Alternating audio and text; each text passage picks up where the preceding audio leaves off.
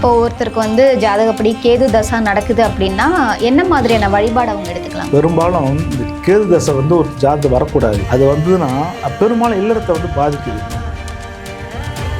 கேது தசை வரும்போது உங்களுடைய ஜனனகால ஜாதகத்தை எடுத்துங்க. அந்த ஜாதகத்துல கேது எங்க இருப்பாருங்க, இந்த 12 கட்டத்துல கேது எங்கேயும் இருப்பாரு, எல்லாருக்கும் இருப்பாரு. அப்போ இந்த 12 கட்டத்திலையும் எங்கெல்லாம் கேது இருந்தா எந்த விநாயகரை பார்க்கணும், நீங்க எந்தெந்த கட்டத்தில் கேது இருக்காரோ அது சார்ந்த விநாயகரை வழிபடும் போது நல்ல ஒரு தீர்வு கிடைக்குது. நீங்க திருவண்ணாமலைக்கு முடிஞ்சா போங்க அந்த சங்கட சதுர்த்தி அன்னைக்கு. ஒருவேளை முடியலன்னா உங்க ஏரியாவில் எங்க செந்தூர் விநாயகர் இருக்காரோ,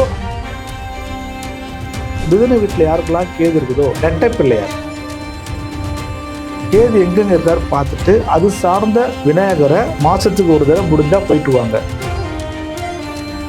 கேது கூட செவ்வாய் இருக்கிற வச்சுக்கோங்க. அப்ப செவ்வாய் இருக்கும்போது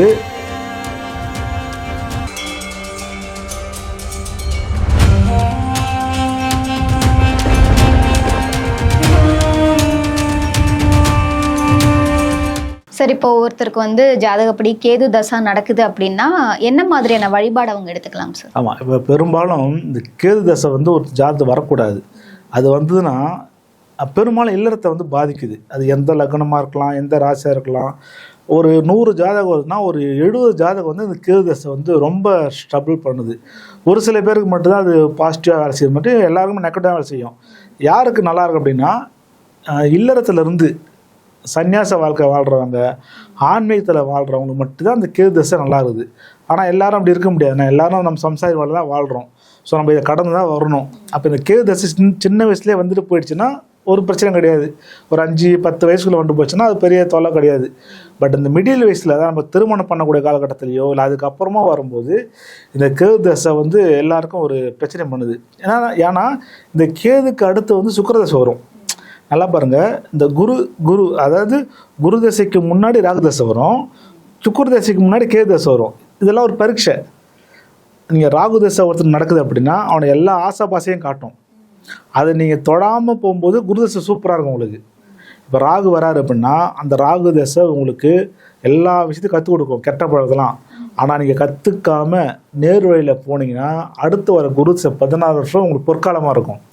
அதே மாதிரி இந்த கேது தசைக்கு, இந்த சுக்கிர தசைக்கு முன்னாடி வரக்கூடிய கேது தசை, அந்த கேது தசை நம்மளை போட்டு வதன்னு வதைக்கும், நம்மளை வாட்டும், நம்மளை ஒரு ஆன்மீகத்தில் கொண்டு போகும், நம்மளை ஒருநிலைப்படுத்தும்.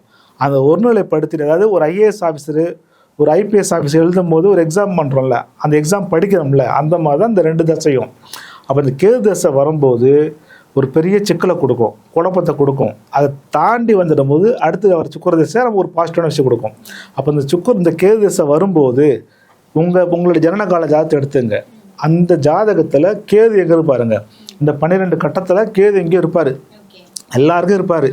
அப்போது இந்த 12 கட்டத்துலேயும் எங்கெல்லாம் கேது இருந்தால் எந்த விநாயகரை பார்க்கணும். பொதுவாக கேதுனாவே விநாயகர் எடுத்துப்பாங்க, இல்லை ஆஞ்சநேயர் எடுத்துப்பாங்க நிறைய பேர்.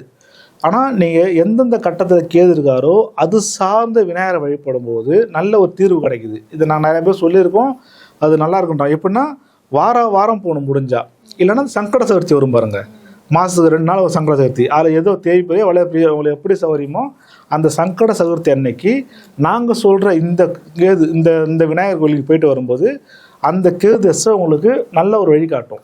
எவ்வளோ பிரச்சனை வந்தாலும் அதை தாங்கக்கூடிய மனப்பக்குவத்தை கொடுக்கும். இப்போ அது போகிறனால கேது தசை ஒன்றும் பண்ணால் கிடையாது. அந்த மனப்பக்குவத்தை கொடுத்து அந்த கேது தசையை நல்லபடியாக வழிநடத்தும். உங்கள் குடும்பத்துலேயும் எந்த ஒரு பிணப்பு இல்லாமல் ஒரு அன்னுணியமாக கொண்டு போகிறது வழி செஞ்சு கொடுக்கும். இப்போ முதல் நம்ம மேஷ ராசியில் உங்கள் ஜனனகால ஜாதகத்தில் நல்லா கேட்டுங்க. நீங்கள் பிறக்கும்போது கேது மேஷ வீட்டில் இருக்கார் அப்படின்னா திருவண்ணாமலையில் ஓகேங்களா, அங்கே இருக்கிற செந்தூர் விநாயகர், நீங்கள் திருவண்ணாமலைக்கு முடிஞ்சால் போங்க அந்த சங்கட சதுர்த்தி அன்னைக்கு. ஒருவேளை முடியலன்னா உங்கள் ஏரியாவில் எங்கே செந்தூர் விநாயகர் இருக்கிறாரோ அந்த செந்தூர் விநாயகர் போய் பார்த்துருவாங்க. விநாயகர் பிடிச்ச ஐட்டம் தான், அப்போ அவள் பொறி உங்களுக்கு என்னவோ அந்த மாதிரி கொடுத்து நெய்வேத்தியம் பண்ணி உங்கள் பேர் அர்ச்சனை பண்ணுங்கள். அப்போ மேஷ வீட்டில் இருக்கும்போது இந்த செந்தூர் விநாயகர் வழிபடும் போது ஒரு நல்ல ஒரு வழி கிடைக்கும். அடுத்தது உங்கள் ஜனனகால ஜாதகத்தில் ரிஷப வீட்டில் கேது இருக்காரு. அப்போ ரிஷப வீட்டில் கேது இருக்கார் அப்படிங்கும்போது கல்யாண விநாயகர், இதெல்லாம் நீ கூகுளில் போட்டால் தெரியும், அந்த விநாயகர் எங்கிறவ தெரியும் அந்த கோயிலுக்கு. அதே மாதிரி தான் அந்த சங்கட சதுர்த்தி அன்னைக்கு அந்த கல்யாண விநாயகருக்கு போயிட்டு அவருக்கு பிடிச்சமான விஷயம் நைவேத்தியம் பண்ணி உங்கள் பேரில் அர்ச்சனை பண்ணணும். இது மாதம் நீங்கள் போகும்போது நல்ல விஷயம் கிடைக்கும். அதுக்கு அடுத்தது இந்த மிதுன வீட்டில் யாருக்கெல்லாம் கேது இருக்குதோ ரெட்டை பிள்ளையார், இந்த ரெட்டை பிள்ளையார் எங்கெல்லாம் இருக்குதோ, சென்னையில் ஒரு இடத்துல இருக்கும், அதுமாரி உங்கள் ஊரில் எங்கே ரெட்டை பிள்ளையார் இருக்காரோ அந்த ரெட்டை பிள்ளையாரவே வழிபட்டுவாங்க இந்த மிதுன வீட்டில் இருக்கும்போது. இப்போது கடக வீட்டில் இருக்கிறாரு, கடக ராசி, கடக வீட்டில் அந்த கேது இருக்கும்போது ஆற்றங்கரை ஓரத்தில் அந்த அரச மரத்தடியில் ஒரு விநாயகர் இருப்பார். அந்த விநாயகருக்கு நீர் அபிஷேகம் நீங்களே பண்ணணும். நீங்களே உங்களால் எத்தனை குடம் முடியுமோ அத்தனை குடம் நீர் எடுத்துகிட்டு போயிட்டு அந்த ஆற்றங்கரை ஓரத்தில் இருக்கிற அந்த அரச மரத்தடியில் இருக்கிற விநாயகர் பண்ணும்போது அதுக்கு உண்டான வழி கிடைக்கும். அடுத்து சிம்ம வீட்டில் இருக்கிறாரு உங்கள் ஜனனகால ஜாதகத்தில், இதெல்லாம் கோச்சாரம் கிடையாது, உங்கள் ஜனனகால ஜாதகத்தில் சிம்ம வீட்டில் விநாயகர் இருக்காருன்னா பிள்ளையார் பெட்டி போவாங்க. பிள்ளையார் பெட்டி போயிட்டு அதே மாதிரி அவருக்கு பிடிச்ச விஷயங்கள் நைவேத்தியம் பண்ணி உங்கள் பேர் அர்ச்சனை பண்ண வரும்போது உங்களுக்கு நல்லது நடக்கும். அடுத்தது கன்னி வீட்டில் இருக்கும்போது கன்னி மூல கணபதினு கேள்விப்பட்டிருப்பீங்க. அந்த கன்னி மூல கணபதியை போயிட்டு வழிபடும் போது அதுக்குண்டான பலாபலம் உங்களுக்கு கிடைக்கும். அடுத்தது உங்களுக்கு துலாம் வீட்டில் இருப்பார். இந்த துலாம் வீட்டில் இருக்கும்போது யாருக்கு போகணும் அப்படின்னா சித்தி புத்தி விநாயகர் கேள்விப்பட்டிருப்பீங்க. சித்தி புத்தி, சப்போஸ் சித்தி புத்தி விநாயகர் எங்கேயும் கிடைக்கலன்னா நீங்கள் கல்யாண விநாயகர் எடுத்துக்கலாம், நீங்கள் லக்ஷ்மி விநாயகர் கல்யாண விநாயகர் எடுத்துக்கலாம். ஸோ சித்தி புத்தி விநாயகர் நிறைய கிடைக்கும் உங்களுக்கு, அங்கே போயிடலாம். அடுத்து விருச்சிக ராசியில் கேது இருக்கார் அப்படின்னா உச்சிஷ்ட கணபதி. அந்த உச்சிஷ்ட கணபதி தெரியுமா உங்களுக்கு? அந்த உச்சிஷ்ட கணபதி வழிபடும் போது இந்த விருச்சிக வீட்டில் இருக்கிற பிரச்சனைகள் அதனால் வர தொல்லைகள் உங்களுக்கு ஆகலாம். தனுசு வீட்டில் இருக்கிற அப்படின்னா மகா கணபதி அல்லது ராஜ கணபதி, அதாவது விநாயகர் நிறைய பேர் இருக்குது, இதில் மகா கணபதி ராஜ கணபதியின் பேர் கொண்ட விநாயகரை வழிபட்டு வரும் சிறப்பு. அடுத்தது மகா வீட்டில் போது மணக்குல விநாயகர் கேள்விப்பட்டிருப்பீங்க, பாண்டிச்சேரியில் இருக்குது. நீங்கள் லோக்கல் நிறைய இடத்துல இருக்குது, பாண்டிச்சேரி முன்னாடி பாண்டிச்சேரி போயிட்டு வாங்க. இந்த மணக்குல விநாயகரை பார்க்கும்போது அவங்களுக்கு ஒரு சிறப்பு நடக்கும். அடுத்தது கும்ப வீட்டில் கேது இருக்குது அப்படின்னா, கும்ப வீட்டில் கேது தசை நடத்துது அப்படின்னா பாதாள விநாயகர், இப்போ காலகஸ்தியில் இருக்கார் பாதாள விநாயகர், அந்த மாதிரி வேறு எங்கன்னா இருக்காரா பாருங்கள். அந்த மாதிரி பாதாள விநாயகர் வழிபடும் போது அந்த கேது தசை உனக்கு பெருசாக ஒன்றும் பண்ணாமல் இருக்கும். அடுத்து மீன வீட்டில் கேது இருந்து தசை நடத்துகிறார் அப்படின்னா நர்த்தன விநாயகர். நர்த்தனம் தெரியுமா உங்களுக்கு? நாட்டியம் வர மாதிரி இருப்பார், அவர் பேர் நர்த்தன விநாயகர். அந்த நர்த்தன விநாயகர் வழிபடும் போது உங்களை அந்த கேது தசை பெருசாக அடிப்படாது. இந்த மாதிரி உங்கள் ஜனனகால ஜாதகத்தில் கேது எங்கெங்கே இருக்கார் பார்த்துட்டு அது சார்ந்த விநாயகரை மாதத்துக்கு ஒரு தடவை முடிஞ்சால் போயிட்டு வாங்க. பக்கத்தில் இருந்தான்னா அந்த 2 சதுர்த்தியும் போகலாம். லாங்கில் அப்படின்னா அந்த மாதத்துக்கு ஒரு நாளாவது கம்பல்சரி போயிட்டு வரும்போது இந்த கேது தசை உங்களுக்கு நல்லபடியாக நல்ல விஷயத்தை பண்ணி கொடுக்கும், ஒரு குடும்பத்தை ஒரு அனுநியத்தை கொடுக்கும், ஒரு நல்ல ஒரு பாசிட்டிவான எனர்ஜி கிடைக்கும்னு வச்சுக்கலாமே. அந்த மாதிரி இந்த யாராரெல்லாம் கேது தசை நடக்கிறீங்களோ அந்த ஜனகால ஜாதகம் ஒப்பிட்டு நம்ம மேலே சொன்ன அந்த கோவிலுக்கு போயிட்டு வரும்போது நல்லது நடக்கும். இப்போது இதுலேயே இந்த கேது கூடிய வேறு கிரகம் ஆட் ஆகிருக்கும். இப்போ ஒரு பேச்சுக்கு இந்த கேது கூட செவ்வாய் இருக்கிற வச்சுங்களேன்.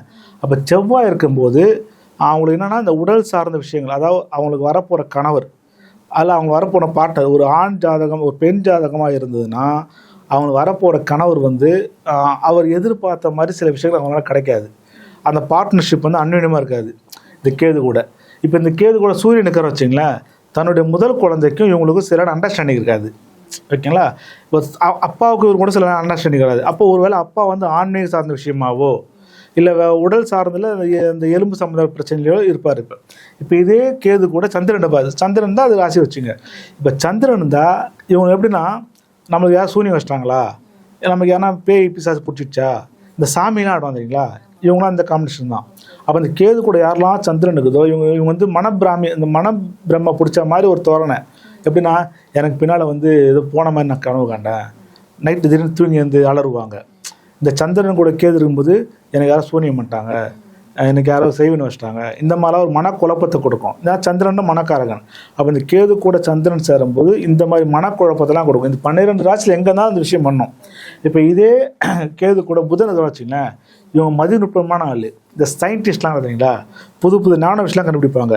அதேமாதிரி புது நோய்க்கு மருந்து கண்டுபிடிப்பாங்க.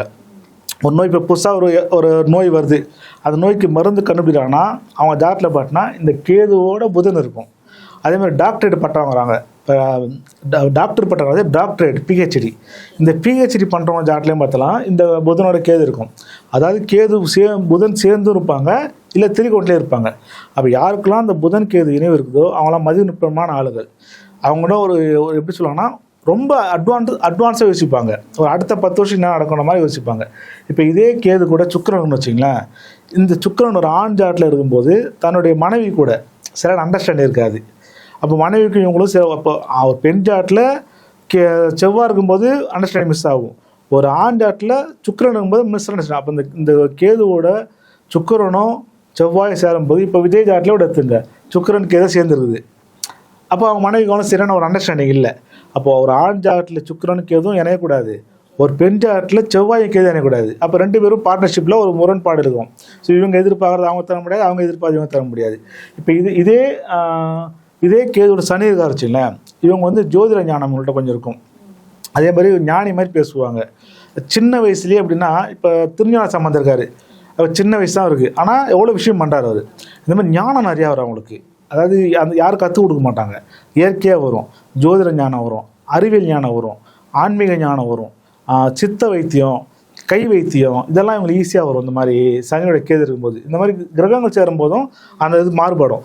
இப்போ நம்ம சொன்ன மாதிரி தான், இந்த கேதுவோட எந்த கிரகம் இணைந்தாலும் நம்ம சொன்ன குறிப்பிட்டு வரும்போது நல்ல ஒரு பாசிட்டிவாக நடக்கும். கண்டிப்பாக சார். ஜோதிடம் சார்ந்த நிறைய விஷயங்கள் நம்முடைய நேயர்களுக்காக சொல்லியிருக்கீங்க. நன்றி. அனைவருக்கும் முழுமையாக நன்றி.